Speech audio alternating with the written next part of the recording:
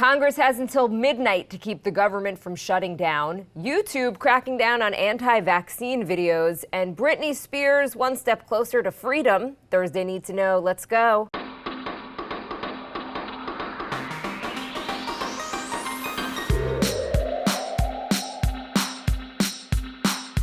Good morning. This is Cheddar's Need to Know podcast for Thursday, September 30th. I'm Jill Wagner with Carlo Versano. Hi, Carlo. Tomorrow's October. I cannot believe it. That's hard to believe, isn't it, Jill? Oh man, yeah. Can I tell you about our quick story yesterday? We took Franny to get her passport application in, so she got her first real taste of American bureaucracy in action. It was just this hilariously Kafkaesque absurdist journey. First of all, you have to take the baby with you, right, for some insane reason. So we had to strap her in.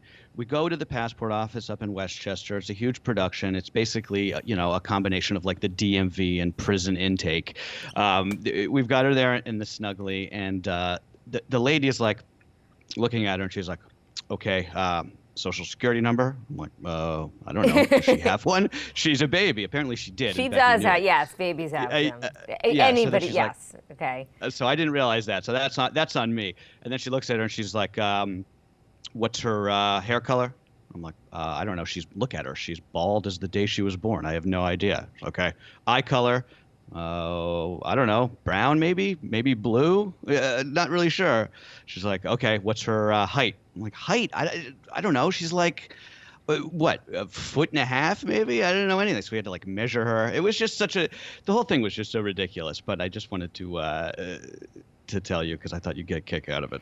Yeah, it is the absurdity, and and basically, if she uses how long is a passport good for? 10 years. She's going to look nothing like. You should see this picture. You should see the picture of her. She's ridiculous. We're holding her up. She's drooling on herself. You can see my hands in the background. It's just insane. All right, well, on to more government insanity. It is the last day of the fiscal year, which means the federal government is going to shut down at midnight tonight unless Congress passes a funding bill to keep essential agencies and operations open. Both chambers plan votes today to keep that from happening, staving off one crisis while another crisis, the impending debt ceiling, looms. Meanwhile, Dems is still struggling to get President Biden's two big legislative priorities over the finish line. Speaker Pelosi planned for a vote on the infrastructure bill today.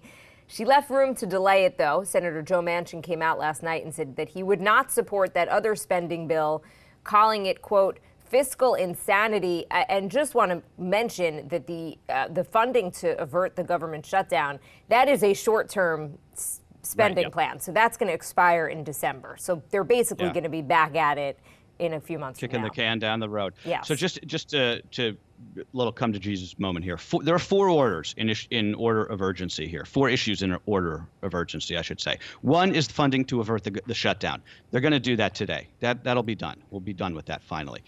They have to raise the debt ceiling so that we don't default in 2 weeks. That is a much bigger deal. It's still very unlikely that would happen because I can't imagine anybody would want that to happen in any party.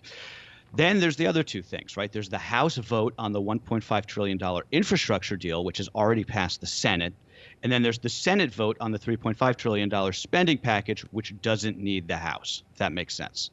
What? What do you mean that the Senate $3.5 trillion doesn't need the House to pass it?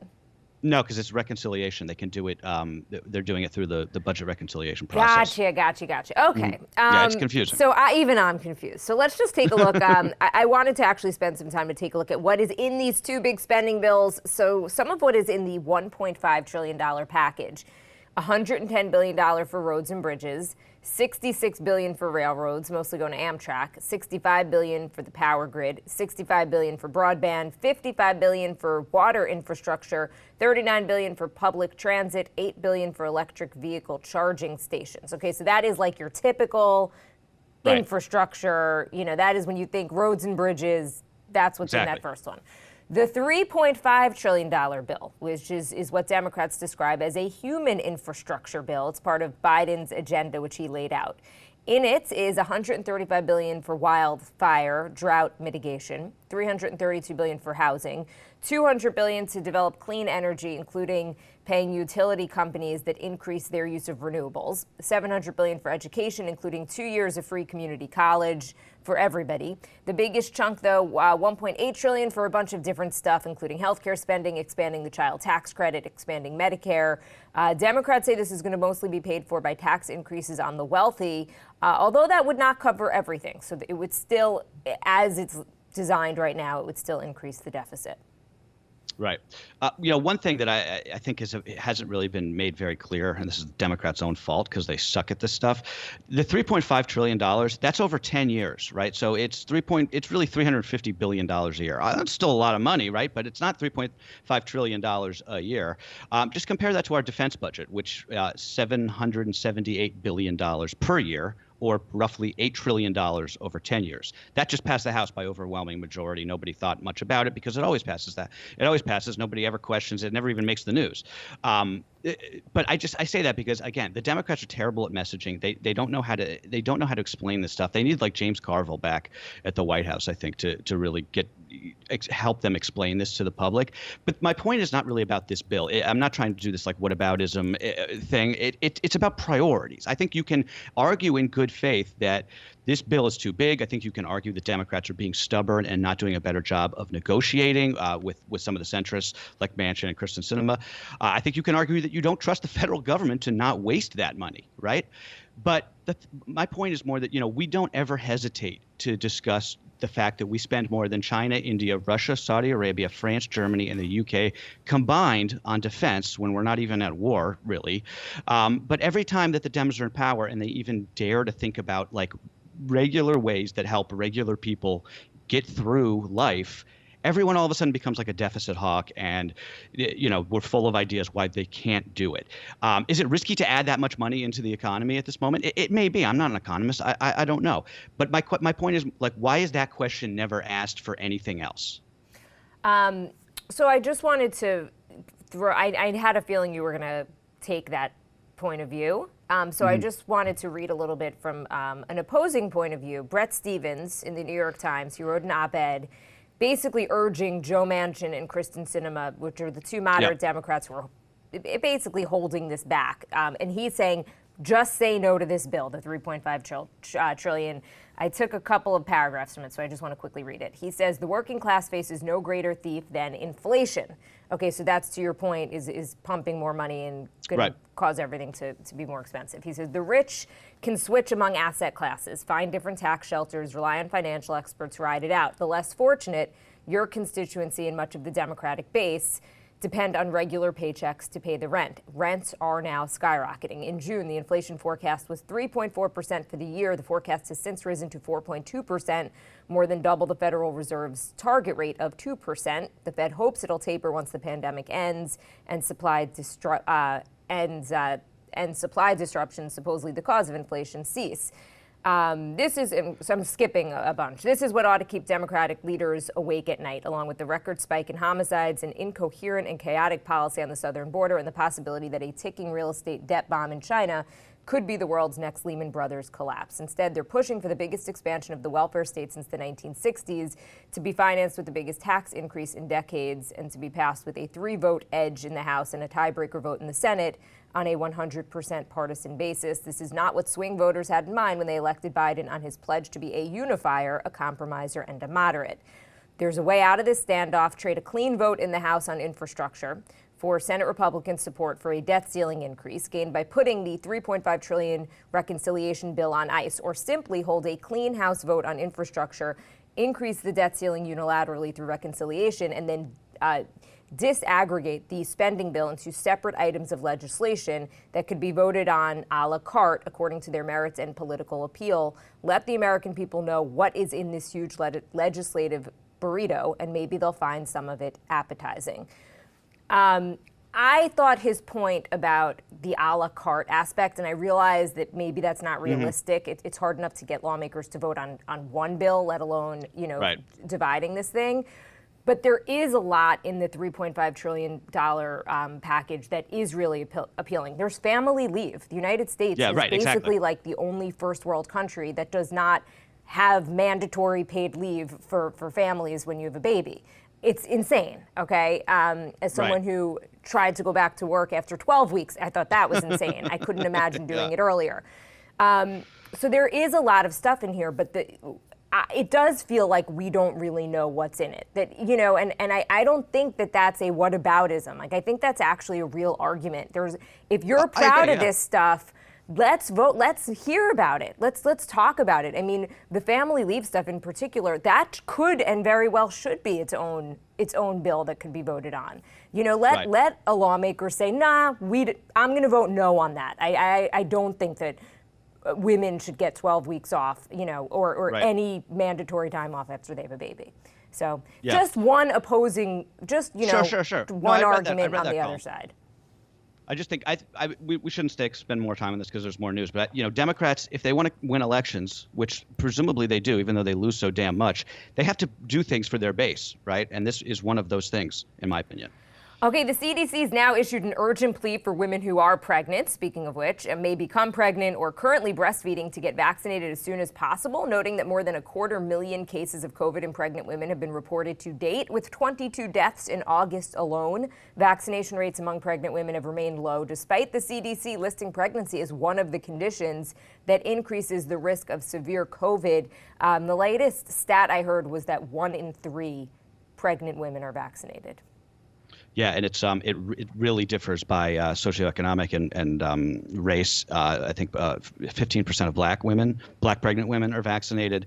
50% of Asian pregnant women are vaccinated. So this is definitely something that is a problem. And now that these are FDA approved, you'd think that it would hopefully change things, but it doesn't look like that's happening. I don't know if we have time for this, Jill, today, but you sent me a really good op-ed in the Daily News yesterday, just sort of about like the costs being borne by the public and private insurers for all of these unvaccinated COVID patients that are currently in the hospital, taking up resources and beds.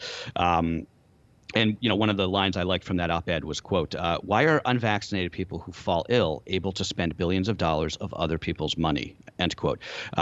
But I thought of this because I heard of somebody in my family, actually, in Arizona who was recently diagnosed with prostate cancer, and he has to wait several weeks to get in for surgery because the hospital systems there are too backed up, right?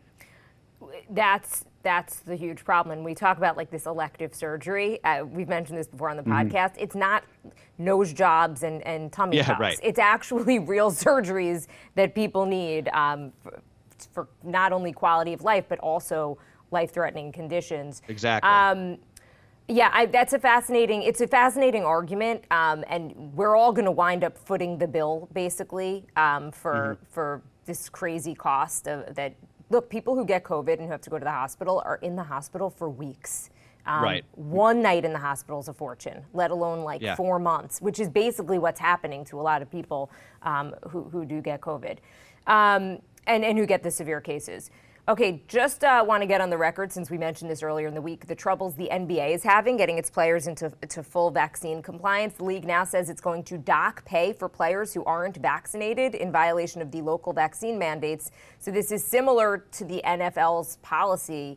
But a lot of questions, like in New York, for example, Kyrie Irving in the Nets, right? He plays for Brooklyn. He said he's not going to get vaccinated. There's a question, is he going to be able to play even at home? He should be fired. Games? You know? Yeah, get rid of him. I mean, he's good, but get rid of him. I'm so done with all of this insanities in the sports and anywhere else. I'm like just so over it. Speaking of inflation, which we were mentioning earlier, Dollar Tree raising prices above $1 for more items across its thousands of stores, a sign of retailers passing the higher costs of goods, transportation, and labor on to customers. Some products at Dollar Tree are now going to cost $1.25 or $1.50. The company says it's had good feedback on testing higher prices, and that the $1 price point, the $1 plus price point, will allow it to sell more new products like frozen meat. Frozen meat from Dollar Tree. Yum. I wasn't aware that was available there. Yeah. You don't do that, to your point, Jill, if you believe that inflation is transitory. At least I wouldn't think that you would. So that is certainly interesting there. Speaking of stores, by the way, that you find in strip malls, we should have mentioned this yesterday. Home Goods finally going online. This is a big deal for moms everywhere. But I gotta say, I feel like the charm of Home Goods is like the absolute chaotic energy that place has, and you cannot really replicate that on the internet, right? My mom is an avid Home Goods shopper, as am I. Mine too. And I happen to love it. And it does make me feel old. Like I think Home Goods is where you see the generational divide, especially between millennials and Gen Zers. Gen Zers who kind of make fun of millennials who have, cute slogans on their pillows and stuff like that, which is, right. a trademark of Home Goods. Home Goods is the one place that I actually shopped in person during COVID, before pre-vaccines. I was like, that was your first place. Because I had moved to a new house and I needed stuff, and Home Goods is the best. Jill will risk her life for Home Goods, but nothing else. Okay, and Britney Spears' father, Jamie, has been removed as the conservator of her estate after a judge ruled that the current situation is not tenable. A court-appointed accountant is going to be replacing Jamie, at least until the next hearing in November, when the judge may end the 13-year arrangement altogether. So huge Britney Spears news. Yeah, good for her. Her lawyers actually argued for the suspension of Jamie rather than the immediate termination, because it means that, sort of like this legal maneuvering, it means that his records could still be turned over to the court if they decide they want to pursue other charges in this whole thing. But if the conservatorship were to be fully terminated, those records would remain privileged.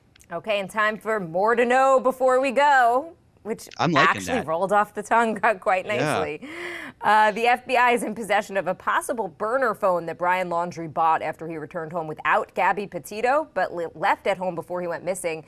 As the search for Laundrie continues, the widespread coverage of the case appears to have led authorities to a major break in another missing persons case, leading cops to the body of a Texas father who went missing in the same woods where Petito's remains were found.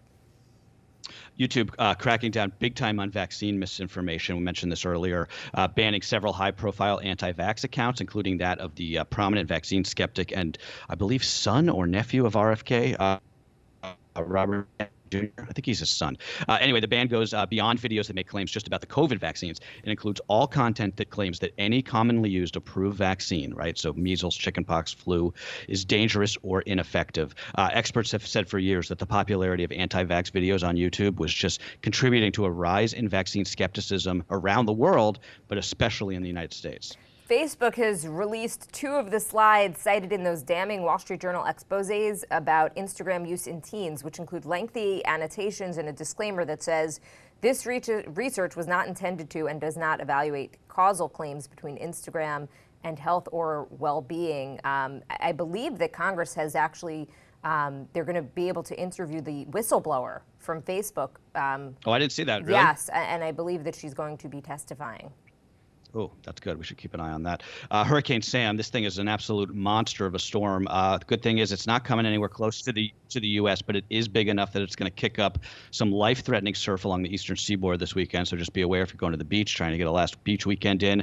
Meanwhile, Tropical Storm Victor has also formed. So we're about done with the alphabet, and we still got 2 months to go of this hurricane season.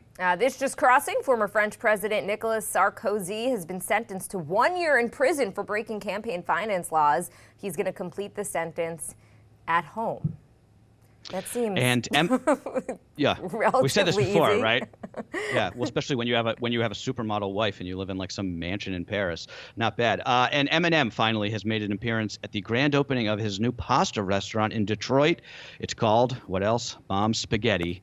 The rapper manned the takeout window and took pictures with fans before he sped away. I think that may be my favorite story of the day. And that's from, of course, his song Lose Yourself. He writes, Yes. one of the lyrics is Mom's Spaghetti. Okay, don't forget. Think of the Chappelle Show. Yes. Spaghetti. Okay.